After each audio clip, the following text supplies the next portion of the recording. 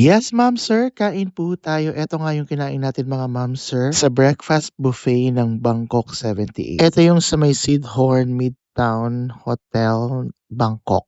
Meron silang mga bread station, noodle station, pwedeng clear soup sa kalaksa yung choices mo dyan. And then merong egg station. Tapos daily nagbabago yung kanilang meat dyan. So dito, Thai chicken. Pero yung mga dim sum, congee, tapos yung mga toppings, tapos yung parang warm na soy milk, staple yan dito. Meron din sila nitong mga iba't ibang mga Asian cuisine, meron ding Indian, tapos meron pa pong mga iba't ibang dips and mga dessert. Ayan po yung kanilang mga jams na pagpipilian mo pwede mong itopping sa waffle, pancake. Meron din pong cold cuts mga ma'am sir at fruit section. May salad section din po sila. Yung mga staple syempre pare-pareho yon pero masarap yung mga nag-iiba-iba gaya po ng chicken. Yun lang mga ma'am sir, this is Sir Mark. Maraming salamat. Enjoy!